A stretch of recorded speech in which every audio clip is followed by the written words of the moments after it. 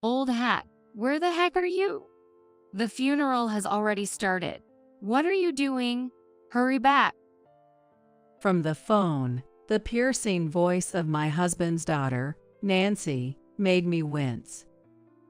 Can you stop yelling? I'm not planning on attending the funeral. Then Nancy screamed through her tears. Pissed off.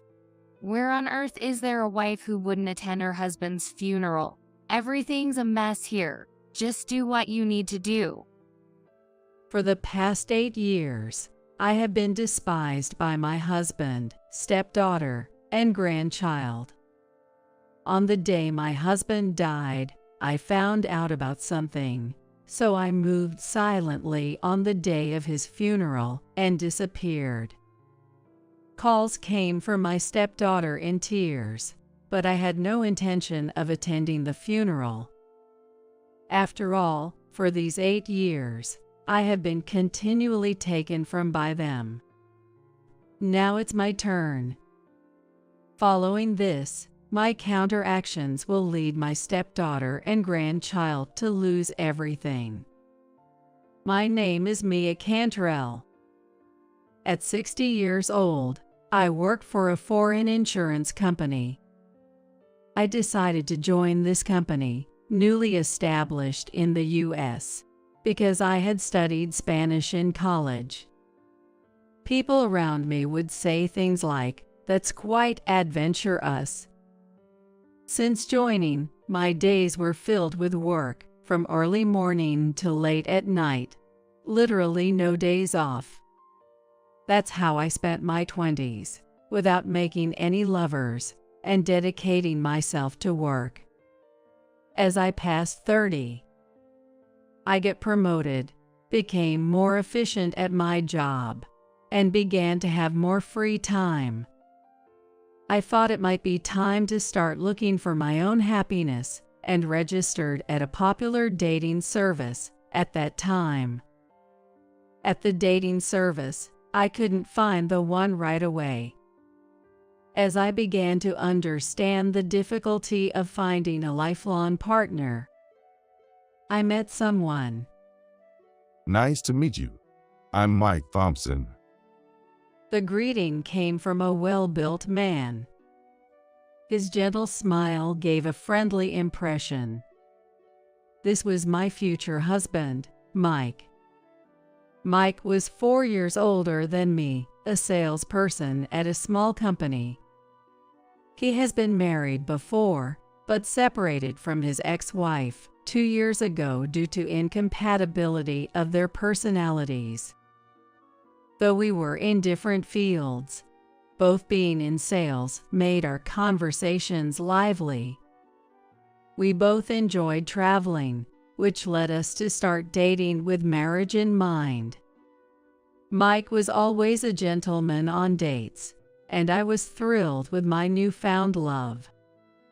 After dating Mike for about a year without any issues, and we planned to go on a trip to a resort hotel together on our first relationship anniversary. I was hoping maybe he would propose to me during the trip. Excited, I waited at our meeting place. Finally, Mike's car pulled up. As I was about to greet him with a smile, I froze. From the back seat of the car, 2 unfamiliar people emerged.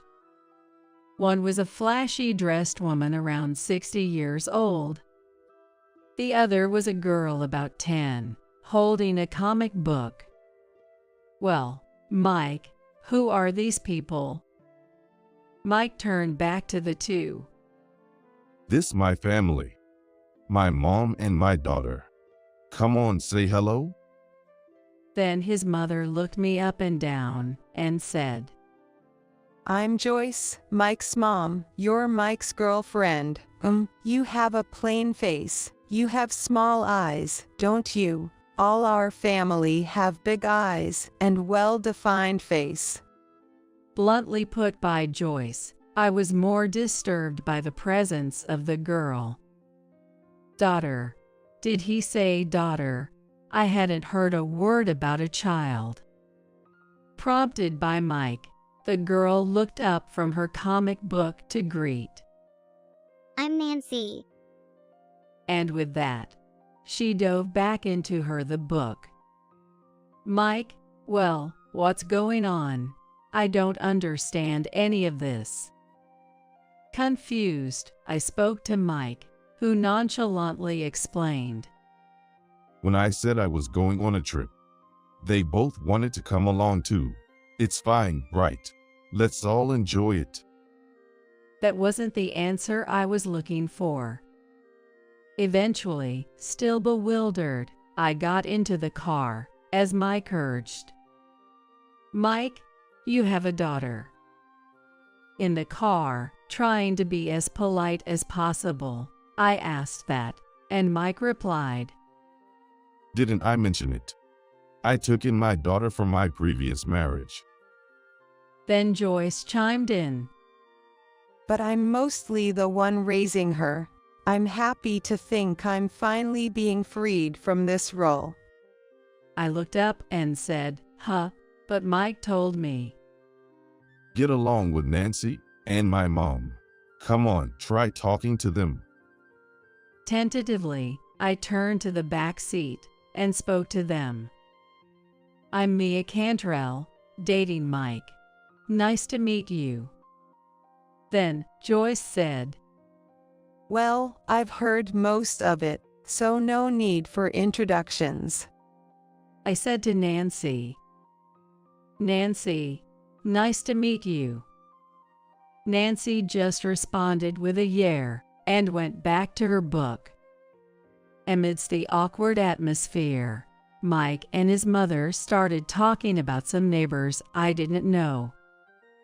I was still completely confused. Mike had a child, and he had taken her in without telling me, but who brings their family on a romantic trip without saying anything? What is going to happen on this trip? When we arrived at the hotel, the rooms were divided between Mike and me, and his mother and Nancy. The moment we were alone, I blurted out to Mike, Mike, what is this? You have a daughter, and you never mentioned it, not once in a year of dating. Mike looked bewildered. Did I forget to mention it? Well, it's no big deal. I swallowed my words and said, And what about bringing your family on our trip without asking me? Mike still looked puzzled. What's wrong with that? We're going to be family. So it's fine, right? No, this conversation isn't going anywhere. I felt dizzy. Mike quickly left to go to the pool, leaving me flustered. Eventually, when it was time for dinner, naturally, Joyce and Nancy were there. The meal was luxurious, but I could hardly swallow.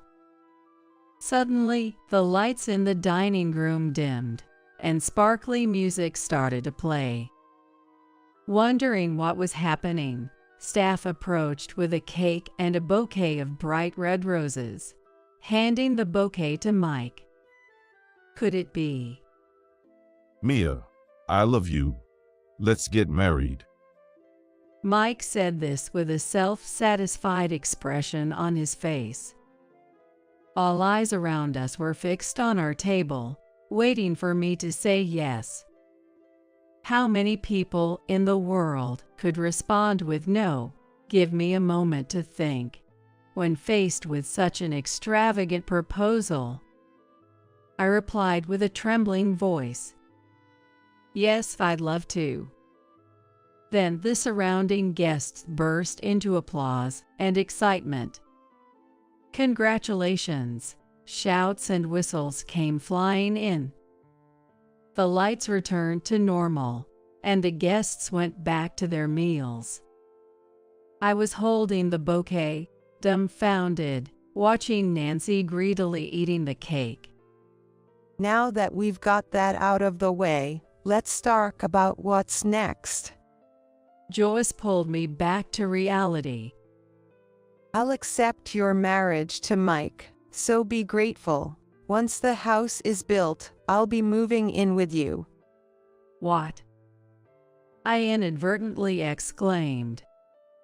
Moving in, once the house is built. Yeah, Mom and I decided to build a larger house. Even though we're family, it's better to have some privacy, right? This is for Mia's benefit too. Mike said casually. Dad, I'll have my own room, right? Of course. Mike replied. As the three of them got excited, I continued to be stunned.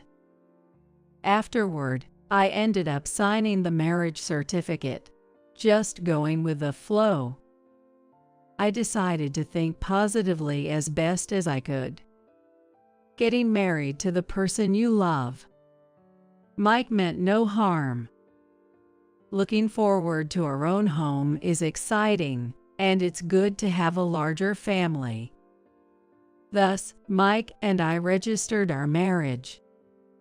Suddenly, I became the mother of a 10-year-old daughter. Before moving in together, I read books and tried my best to be a good mother to Nancy. On the day we finally started living together, I approached Nancy. Nancy, let's get along.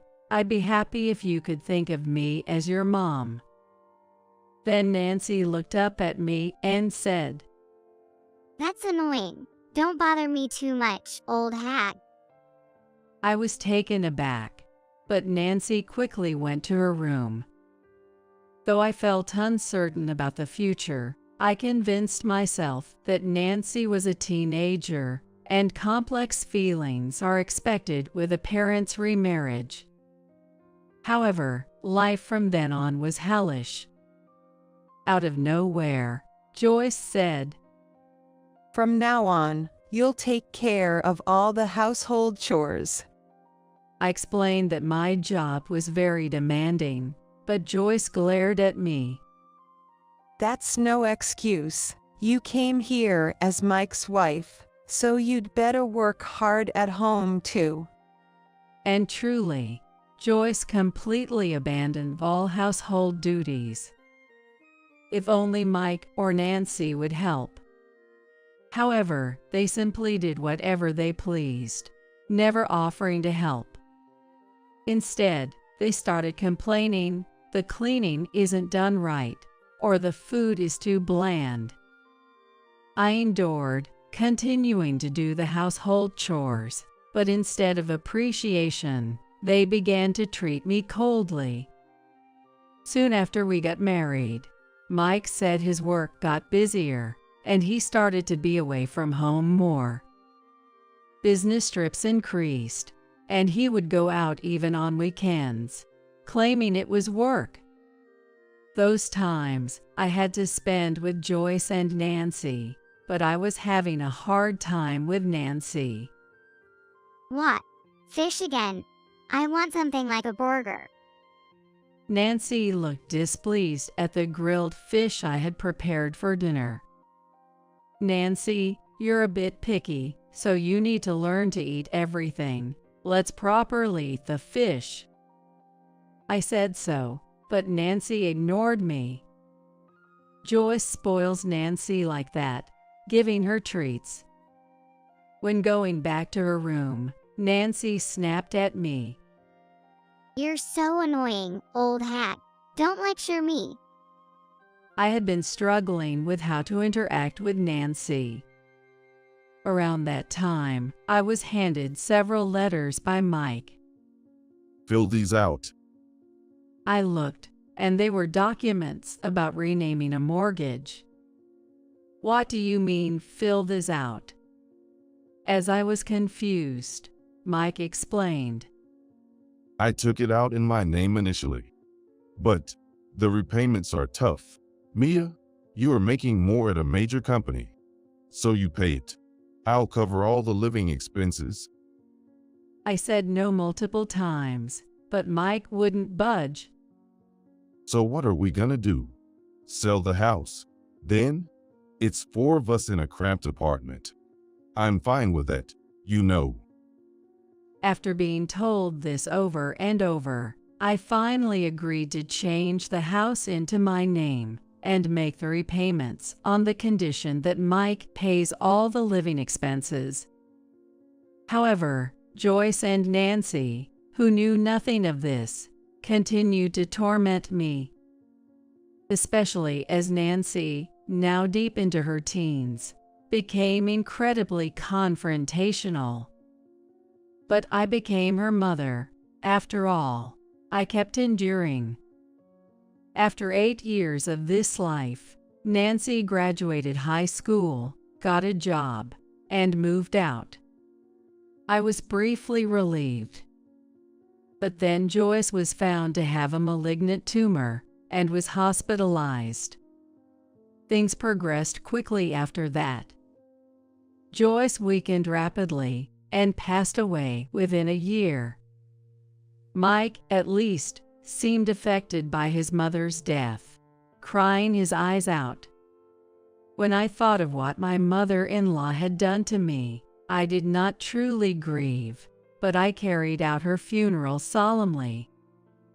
I hadn't seen Nancy in a long time at Joyce's funeral, and she seemed somewhat plumper overall. She lived alone, and I wondered if she had a PUA diet, but on the night of the funeral, she told us something shocking. I'm pregnant, you know. Not sure who the father is. So, I'm moving back home to raise the child. What? My eyes widened. Looking at Mike, he seemed just as shocked. No wonder, Nancy was not even 20 yet. Yet, she seems to intend to give birth to a baby whose father is unknown. I expected Mike to scold her, but my expectations were betrayed. If that's the case, you should come back home. I'd be happy to live with you and my grandchild. Thanks, Dad. Nancy seemed pleased. I felt dizzy. Just when I thought life with Joyce was over, Nancy was coming back. Please look after me again, old hag. Nancy patted her stomach and smirked. After that, Nancy really did come back home, and as expected, started bossing me around again. Then, a few months later, she gave birth. The baby was a boy, whom Nancy named Sky. Babies are indeed adorable. I hadn't had one myself, but felt the urge to hold him. Nancy, won't you let me hold Sky? No, I don't want an unrelated stranger to hold my baby. Next to me, standing there, only Mike happily held Sky. After Nancy came home from the hospital, the care of Sky was mostly left to me. Changing diapers, making formula, and dealing with his nighttime crying all fell to me. Nancy would pick up Sky and spoil him, but when it came to actual care, she did nothing. Yet, I did everything I could for Sky's growth. I bought books on baby food and fed him persistently, and I paid for all the diapers. Just when Sky was starting to say mommy, Sky reached out to me, trying to call out, "Hi, Sky, I'm your grandma." When I tried to teach him that, Nancy snatched him away and corrected him. No, Sky, she's the old hag. Nancy, who neither worked nor properly took care of her child, just stayed at home. Yet, I couldn't be strict with Nancy, who still had a small child. Before I knew it, 8 years had passed since Nancy returned. As usual, Mike was often away from home and indifferent to me. When he did come home, he would complain about the taste of the food or how the ironing was done. Somehow, Mike had also stopped contributing the promised living expenses, claiming, "I need it for something." Nancy was now 27, but incredibly, she still wasn't working. While relying on us for everything, she called me old hag and bossed me around. Since Sky started elementary school, she seemed to go out often during the daytime. As for Sky, having seen me treated like a slave by Nancy from a young age, he regarded me as the lowest in the family. "Hey, old hag, hand over some pocket money, now." Such was his way of speaking, even in second grade. He seemed to be causing problems at school, but Nancy did nothing about it. "Sky, I just gave you some the other day. You have to use money wisely." When I said that, Sky glared at me and spewed more abuse. Sometimes, he would even raise his hand to me, and I was exasperated. By this time, I had started recording the awful things Nancy and Sky said to me, saving them as audio files under the name Verbal Abuse Collection. There was no particular reason why I did this, but somehow, doing this work seemed to relieve my stress a bit. I suddenly thought, why am I putting up with this life? It was just because I had agreed to marry Mike. That was all, and it was me who had agreed to marry him. With this resignation and sense of duty, I continued this life. Hated and blamed by the entire family for 8 years, my self-esteem was completely low. At some point, I even started to think I deserved this treatment. Then one day, something happened. I received a call from the police station on my cell phone. "Is this Mia Cantrell's phone? It's about your husband, Mike." It was the news that Mike had died in a traffic accident. Apparently, he had mismanaged the steering and fell off a cliff while heading to a resort town not far away. When I arrived at the hospital and confirmed the identity, it was indeed Mike. While I watched Nancy cry her eyes out, I still couldn't feel the reality. My husband had died. Really? Half dazed, I received Mike's belongings from the police. Among them was an unbroken smartphone. Something bothered me. Why had Mike, who said he was going to the Northeast on a business trip, been near the resort town? Alone, I opened Mike's phone and was about to uncover a shocking truth. Well, so that's what it was. Unforgivable. At that moment, I made a decision. The next day, Mike's funeral was to be held. I was responsible for arranging his funeral service. "I have things to do, so go ahead to the funeral venue first." I said that to Nancy and Sky as I sent them to the venue, but Nancy was just crying, and it seemed like she wasn't listening to a word I said. At that time, I had left Mike's tablet at the funeral venue. After dropping them off, I hurried back home and muttered to myself, "All right, let's do this."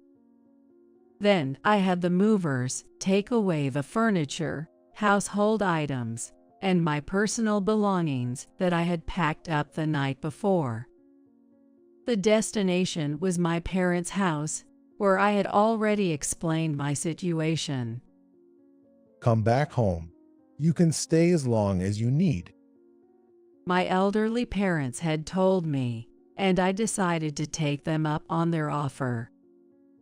After calmly finishing the moving process, I did not go to Mike's funeral venue, but instead returned to my parents' house.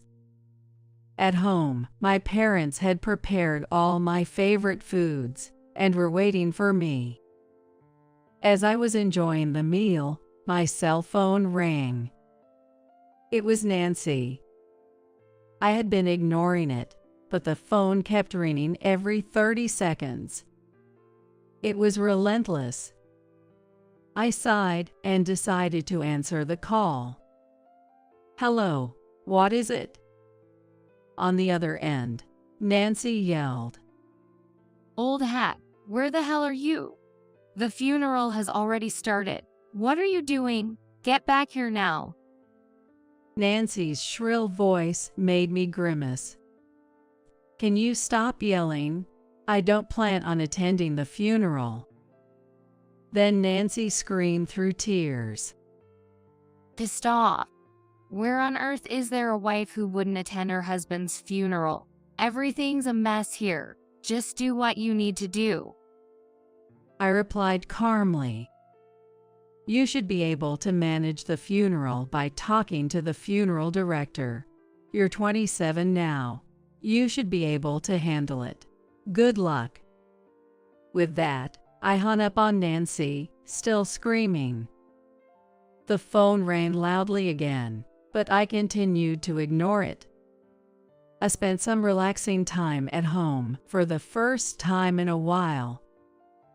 As the time the funeral was probably ending approached, I took a shower, dried my hair, and saw over 200 missed calls on my cell phone. Most were from Nancy, but the latest missed call was from an unknown number. I decided to call it back. "Hello, is this Mia?" It was Mike's brother, Ken, whom I had met a few times before. He was currently the leader of Mike's relatives. "It's been a while, Ken." As I responded, Ken, with a voice mixed with anger and confusion, said, "Mia, where are you? Why aren't you at Mike's funeral? It was complete chaos here, and frankly, it's indecent." I sighed and asked, "Is the whole family there?" Ken confirmed, "Yes, but..." "Nancy checked the house and said all the appliances and your belongings are gone. I don't understand what's happening." I simply answered, "Yes, I moved out during the funeral." Ken exclaimed, "What?" And I could hear the murmurs of the family in the background. What are you thinking? How can you not attend your husband's funeral and move out during it? Come back here and explain yourself properly. Nancy screamed over the phone, but I told Ken, "I've left a tablet at the funeral services reception. I'll make a video call, and we can talk about the reasons." After hanging up the phone, I took out my tablet. I made a video call to the tablet I had left behind at the venue. Immediately, it connected, and I could see Nancy, Sky, Ken, and many other relatives in the background. As soon as they saw my face, Nancy, with tear streaks on her cheeks, yelled at me, What are you doing? Get over here now. We'll talk after you get here. I calmly responded, "No, I will not be coming there." Nancy started berating me furiously. The relatives looked at me skeptically. Ken, somewhat perplexed, said, "That's incredibly unreasonable. You're Mike's wife and Nancy's mother, aren't you? Don't you have any feelings for Mike? You were husband and wife after all." That's when I decided to tell the truth. Of course, I was shocked when Mike died, and I intended to hold the funeral properly, but that intention disappeared quickly. "Why?" Ken asked, bewildered. Ken, Everyone, please listen to this first. I then took out Mike's cell phone from his belongings and played a voicemail. Hey Mike, where are you? You're already late. We agreed to have a romantic getaway at a fancy hotel today. Everyone on the tablet gasped. I continued to play the voicemail. Why aren't you picking up your phone? Did your wife find out? You told me I love you more than that ugly woman. You liar. I paused to play back. The relatives in the background were murmuring loudly. As you heard, Mike was on his way to a cheating trip when he had the accident. There were also quite a few couple photos in his phone that I can't show here. I told everyone, still in shock, on the screen. Moreover, Mike hated me.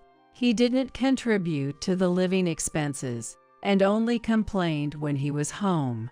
And to find out he was cheating, it would be absurd to still have feelings for him. Ken muttered, shaken. Mike did. That is. How could he? That's awful. I wouldn't want to attend my husband's funeral either. A female relative shouted from the background. Then Nancy, in a panic, argued. Even if Dad was cheating, you should at least attend the funeral. It's your fault for not being attractive enough to keep him. That's when Sky chimed in. Old hag, where did you put the TV? I can't play my games.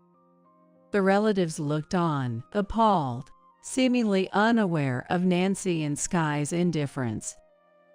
Ken was holding his head. Yes, even if I had grown tired of Mike's cheating, I might have attended the funeral if I still cared for Nancy and Sky. But you can hear from their words now, can't you? I've been oppressed at home all this time. Nancy gasped. The relatives looked at her and Sky with disdain. That's when I played my edited verbal abuse collection.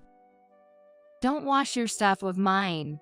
Your germs are going to get on me. Seriously, it's disgusting. Sky's voice was also on the recording. Old hag, didn't I tell you not to give me carrots? Are you senile? Go buy me juice. You're useless. Nancy and Sky's abuses continued to play. The relatives' expressions turned grimmer. Hey, stop it. Recording us is sneaky. Nancy yelled, but I continued playing without expression. Sky looked bewildered, not fully grasping the situation. As you can see, it may have been unreasonable for me not to attend the funeral, and I apologize if I caused any inconvenience. But as you heard, this is how Nancy has been treating me. Sky has also been influenced by her and treats me like a slave. I paused for a moment and then stated, I have no more feelings for Mike or for them. That's why I didn't attend the funeral and why I moved out. You bastard. Nancy started to yell at me, but Ken quickly interjected. Mia, I'm sorry for Nancy's behavior. I apologize on behalf of Mike as well. You don't have to come to the funeral. They've done enough to deserve this. I appreciate your understanding, I responded, and the relatives nodded somberly. I'll also scold Nancy and Sky on this side. Thank you for enduring and staying as part of their family for so long. Ken said, bowing to me. I bowed back and then ended the call on the tablet. I slept well that night. I don't know how the funeral ended after that. 2 days later, Ken contacted me again to apologize. Despite holding the funeral service, It was a mess. Nancy and Sky kept blaming you, and the relatives have completely disowned them now. I hope you stay well and find happiness. Mia. After ending the call with Ken, I returned to my daily life.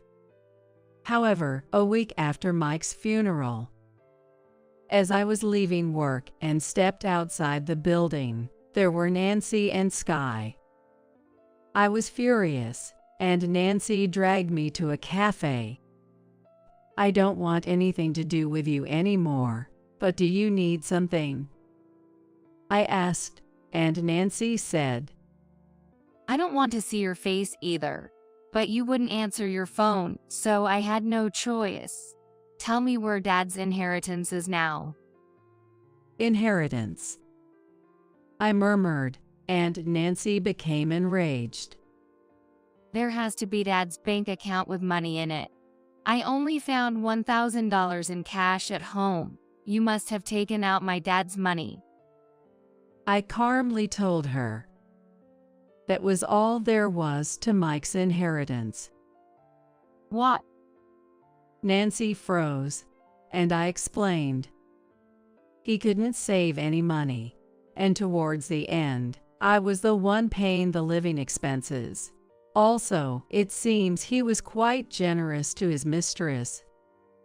Nancy's face grew paler by the second. "What? So you're serious? There's really not even $1,000 left from Dad's inheritance. What am I supposed to do? How am I supposed to live, especially with Sky here?" I flashed a grin and said, "Just work. Isn't that what everyone else does?" Nancy fell silent for a moment, but then burst out.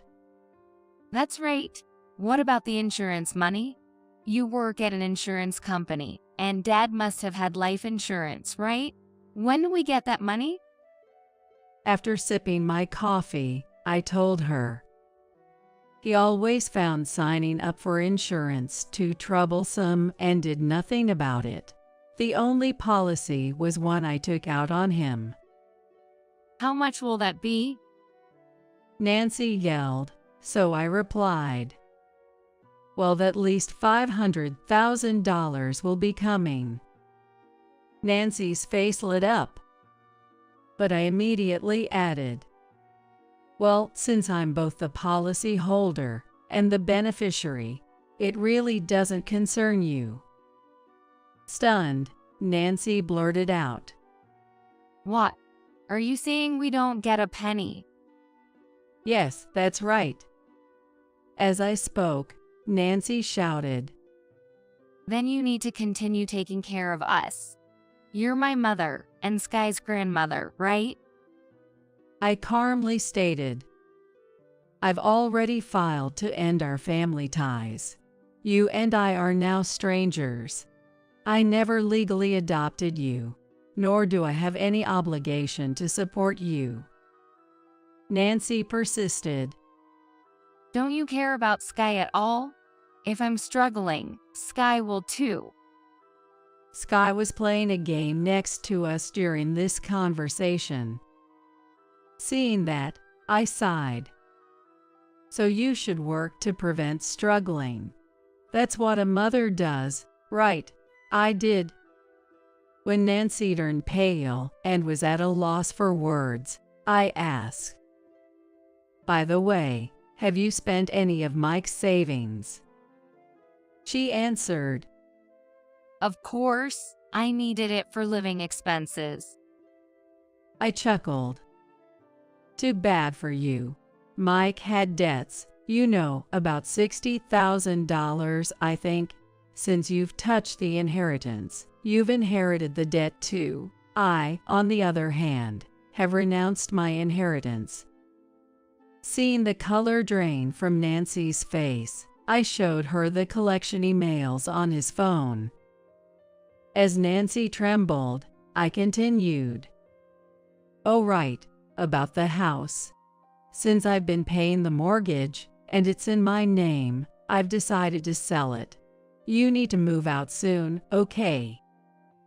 Then Nancy screamed, Are you taking the house from us? Yes, I am. I looked at her seriously.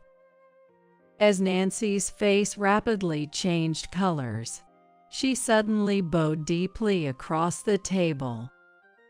Mia, I apologize for everything up to now. I'm sorry for what Dad did too.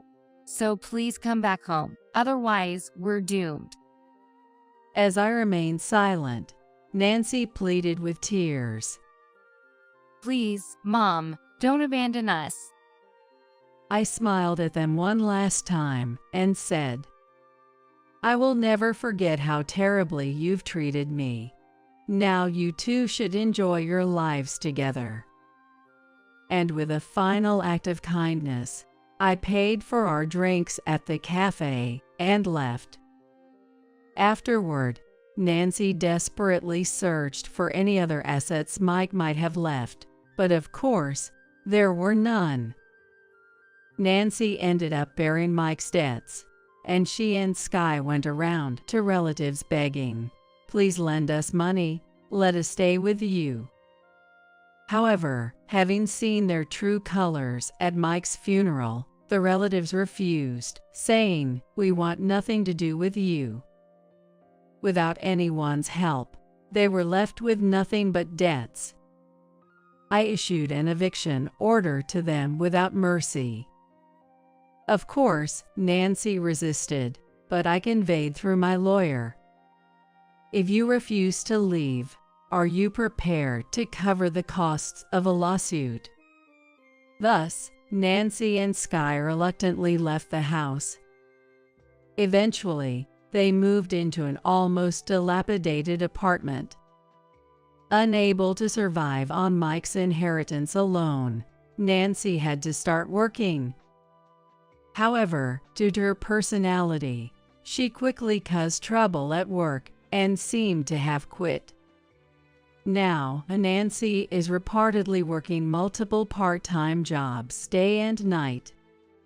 As for Sky, the change in environment made him even more rebellious, hurling insults at Nancy, who had always been close to him, and sometimes even becoming violent.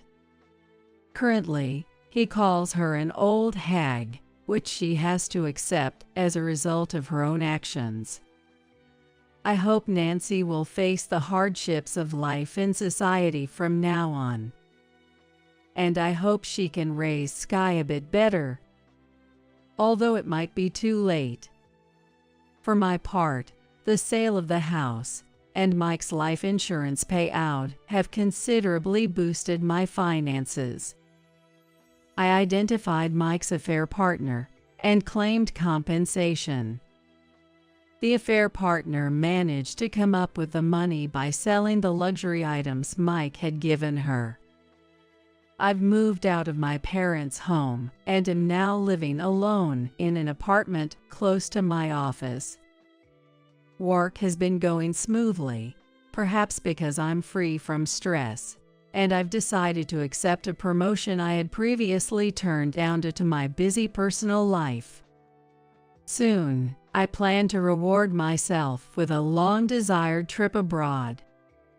I've had enough of marriage and have decided to dedicate myself to my career and take care of my elderly parents. Going forward, I want to live positively, unbound by anything, and take good care of myself.